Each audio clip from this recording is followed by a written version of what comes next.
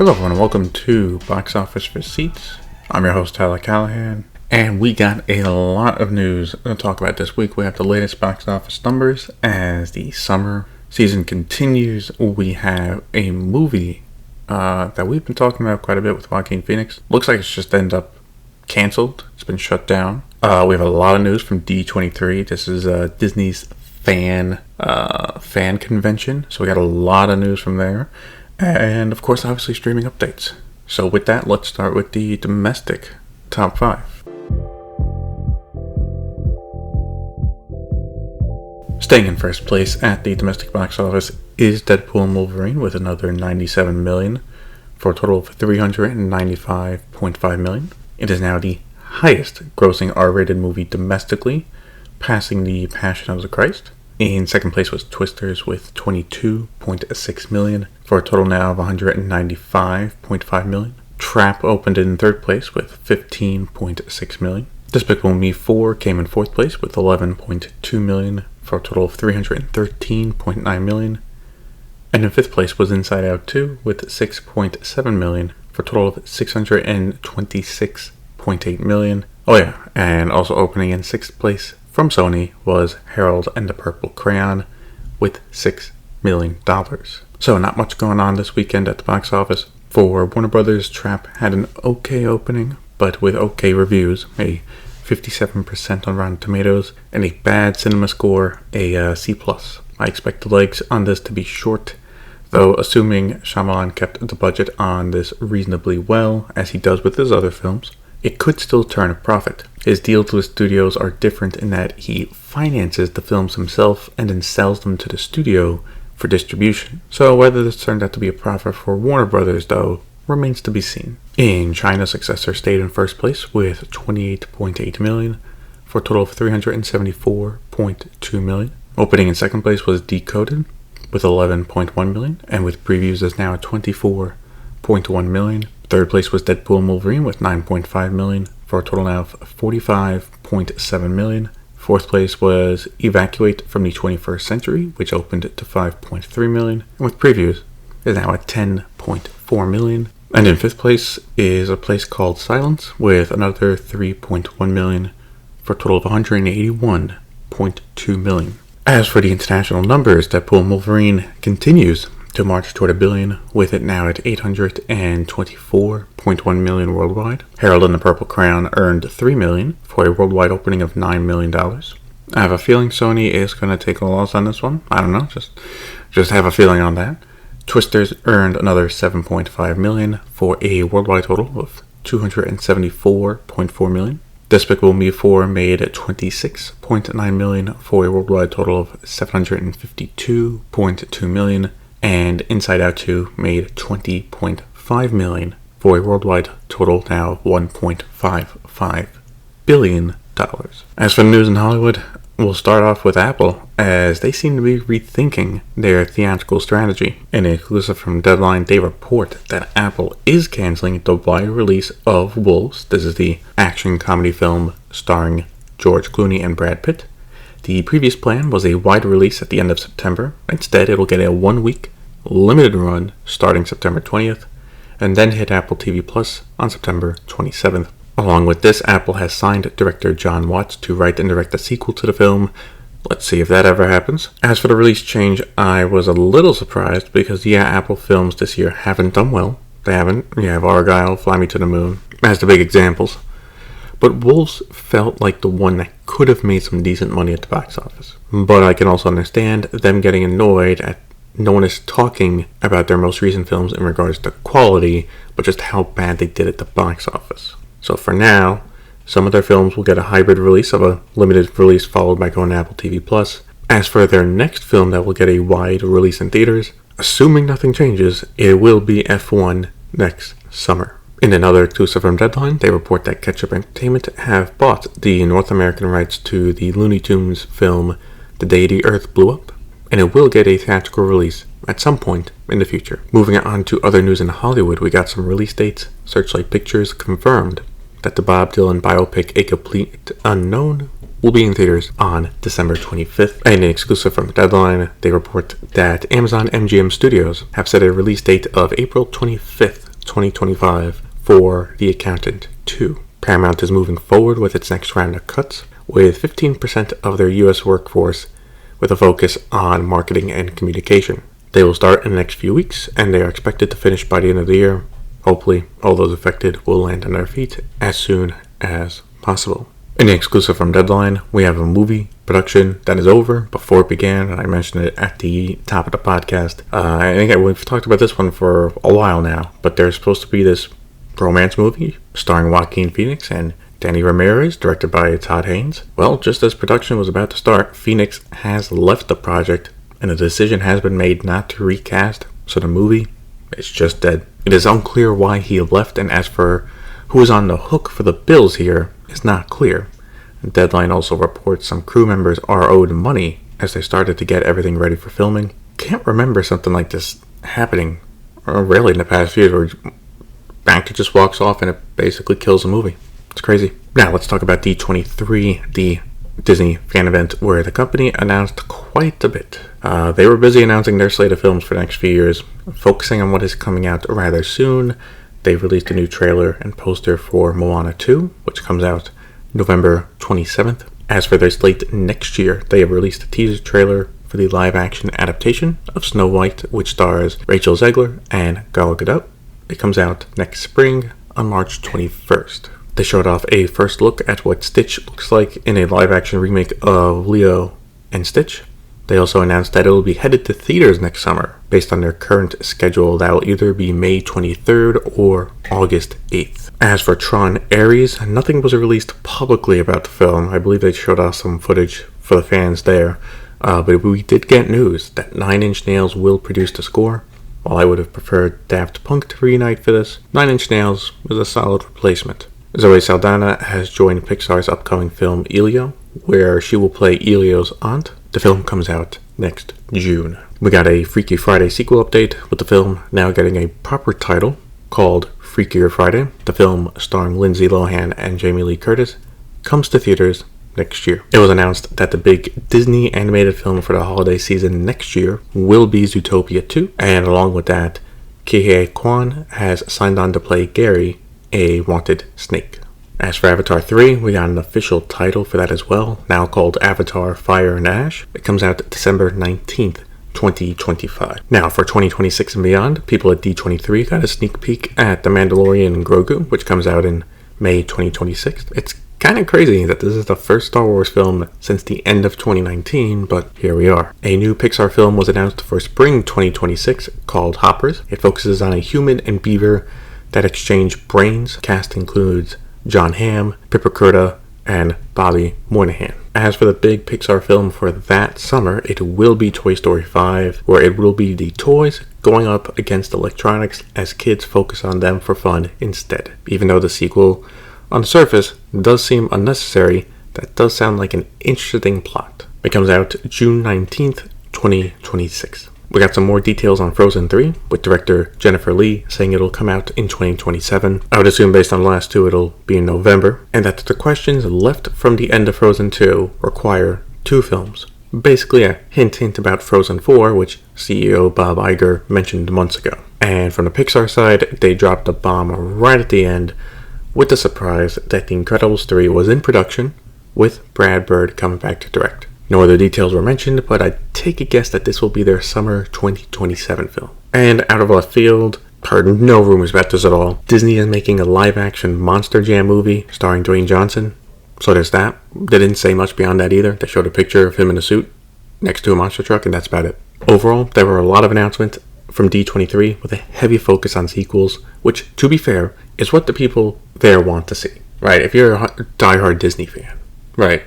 Between Elio and Hoppers, like new IP, or do you want to see like Toy Story 5, or you want to see updates on Frozen 3, right? They want to see the sequels. Now, I do personally hope for a few more original films over the next few years, but while sequel heavy, this is a solid lineup to have for the next few years. Absolutely. We will talk a bit about Disney's quarterly earnings later, but for this part of the episode, it is worth mentioning that the company plans to spend $5 billion on films and TV shows over the next 5 years in Europe. This does not come as a surprise, as Disney has been increasing their filming, at least in the UK, over the last few years, to now expand across Europe. Makes sense. For reference, the biggest movie right now, Deadpool Wolverine, was filmed in the UK, and the Fantastic Four is currently filming there. There were a lot of casting updates. First off, the Insider broke the news that Allison Williams will star in the adaptation of Regretting You. This is an adaptation of a novel written by Colleen Hoover, which is perfect timing with the other adaptation, It Ends With Us, coming out. McKenna Grace is also set to star in it, with Josh Boone set to direct. In exclusive from Deadline, they report that Lily Sullivan will play a lead role in the upcoming Megan spin-off Soulmate, with Kate Dolan directing. They also broke the news that Zendaya and Robert Pattinson are in early talks of starring in the drama. The film will be directed by Christoph Borgl over at A24, who recently made Dream Scenario, starring Nicolas Cage. Over at Universal, both Quinta Brunson and Stephanie Hsu have signed on for a new comedy called Par for the Course, with Brunson also co-writing and producing, with Justin Tan directing. And we got back-to-back exclusives from Deadline. They are reporting that Daniela Melancourt and Eric Andre are joining the upcoming action comedy film Balls Up over at Amazon MGM Studios. The film also stars Mark Wahlberg and Paul Walter Hauser. Jenna Ortega, meanwhile, is close to making a deal to star in the next J.J. Abrams film over at Warner Brothers. We really don't know anything about this right now, except it'll star Glenn Powell. Sadly, there were some deaths this week. First, Patty Yasutake died at the age of 70 due to cancer. She was an actress that most recently starred in the Netflix series Beef, and also appeared in other TV shows, including Star Trek The Next Generation, Bones, and Grey's Anatomy. Connie Chium has died at the age of 72.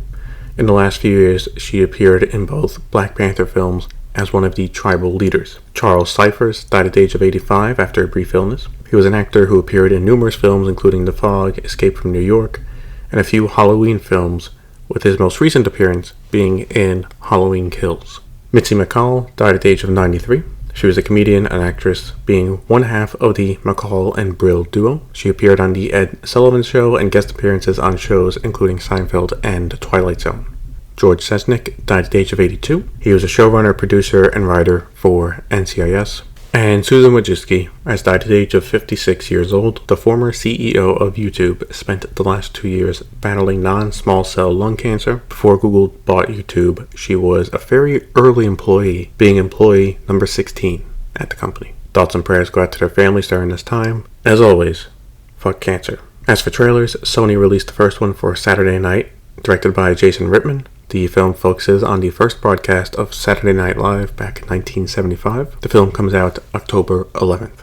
Neon released a teaser trailer for Presence. This is the thriller, directed by Steven Soderbergh, that they bought at Sundance, and it comes out January 17th. As mentioned earlier, we got a lot of quarterly numbers to talk about, so let's start with AMC. For their Q2 results, their streaming numbers were stable, with a small increase from 11.5 to 11.6 million. So not great, but not terrible either. As for Lionsgate, they also released their earnings, and Starz lost 500,000 subs. However, revenue was stable, with it coming in at 345.3 million, up 1%. This comes partially due to the price increase from last year. They announced a new bundle is coming later in the year that will include Starz and BritBox. One thing to note is that unlike other bundles where you can sign up in either service, it is mentioned the bundle will only be through Starz. No other details like pricing were announced. Deadline also broke the news that Lionsgate is developing a new John Wick series called John Wick Under the High Table. It'll focus on both new and returning characters after the events of John Wick Chapter 4. It is currently being shopped around. Look, if they are going to continue the franchise after what happened in the last movie, this isn't a bad way to do it. Maybe it even lays the groundwork for Chapter 5, maybe? A lot of focus this week is on subscriber numbers from numerous companies, so Netflix doesn't have much going on, but we did get confirmation that the second season of The Diplomat debut on October 31st. I'm looking forward to that one. I enjoyed the first season. At Prime Video, we got a casting update for the second season of Citadel, with Merle Dandridge, Raul Cool, and Michael Trucco have joined the cast. For Paramount, we got an update on the Yellowstone spinoff 2024. It is now called The Madison. It'll be led by Michelle Pfeiffer, who will also executive produce. We talked about the layoffs at the company earlier in the episode, but now let's go back and talk about the other part of their earnings. The company did a $5.98 billion write-down due to their TV assets depreciating, and is set to get their finances in order as they get ready for their merger with Skydance.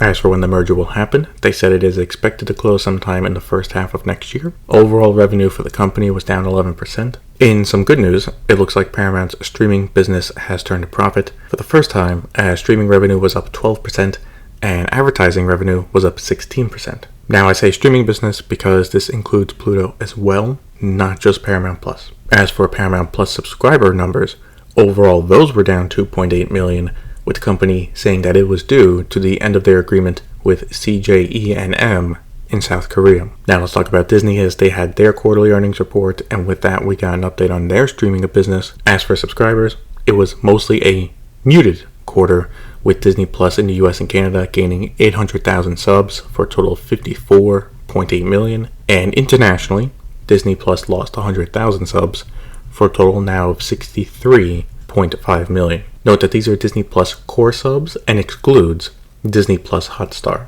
One thing the company pointed out was that thanks to Inside Out 2, the original Inside Out drove a lot of new signups, as people wanted to watch or rewatch the film ahead of the sequel coming out. They said they got 1.3 million subscribers because of that, which, while great, shows that churn is still high overall at Disney Plus. If you only gained 700,000, if you put, losses and additions and subs put together, that's a decent amount of churn they need to work on. They also mentioned that Deadpool Wolverine had a similar effect, with the first two Deadpool films getting a bump in views. As for Hulu, it gained 900,000 subs, going from 45.8 to 46.7 million, and Hulu plus live TV is now at 4.4 million subs. The big news here, however, is their streaming business turned a profit, as their direct-to-consumer business made $6.4 billion in revenue, and overall a profit of $47 million. Now, one thing to point out here is that this is being largely carried by ESPN+. If you take that out of the equation, Disney Plus and Hulu together had a loss of $19 million, though the company says that they expect that to also turn a profit in the next quarter. One thing that might help with that is another round of price hikes. Starting in October, the ad tier of Disney Plus goes up $2 to $9.99 per month, while the premium tier also goes up $2 to $15.99 per month. Hulu's ad tier will also now cost $9.99 monthly, while its ad-free tier will cost $18.99 per month. The bundles are also getting an increase, with the triple bundle of Disney Plus, ESPN Plus, and Hulu going up $2, and the duo bundle of Disney Plus and Hulu with ads are going up $1. The duo bundle without ads is not getting a price increase.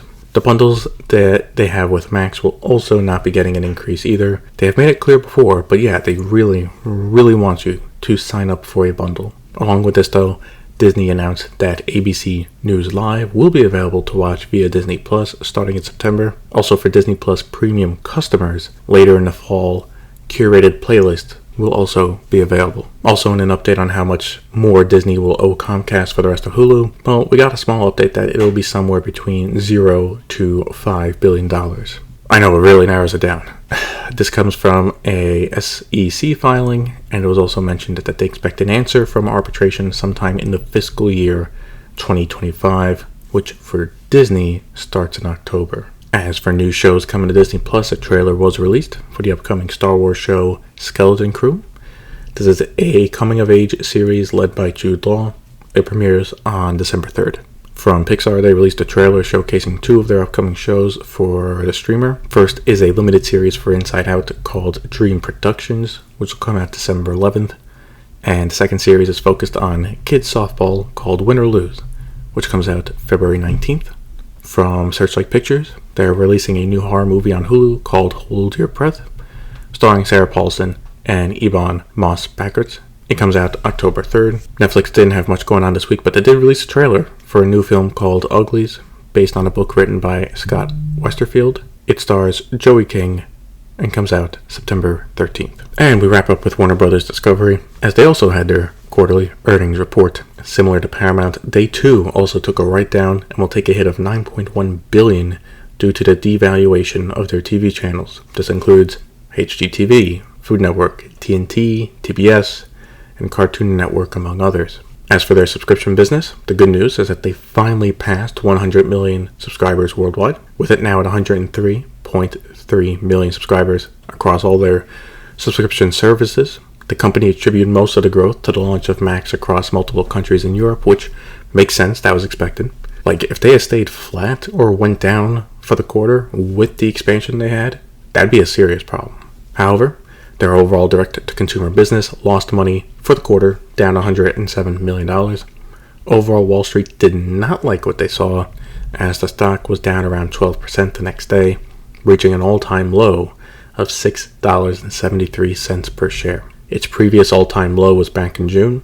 I feel the write-down was bound to come at some point as people continue to cut cable and go to streaming only. At some point, if there are less customers to sell ads to or watch shows on cable, it just will be worth less.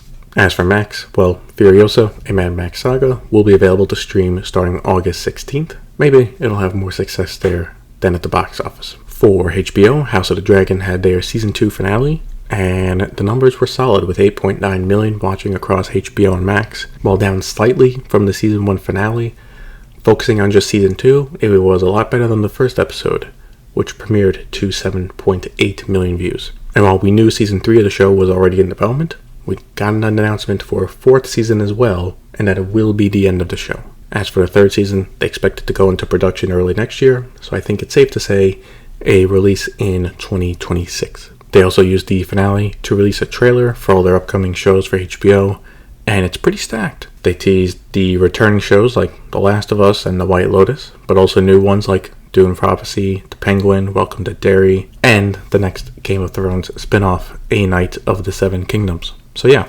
from now going well into next year, HBO will have a lot coming out. And that's it for this episode of Box Office Receipts. If you want to follow me on Blue Sky, Threads, or Instagram, links to those are in the show notes. Thank you for listening, and see you next time.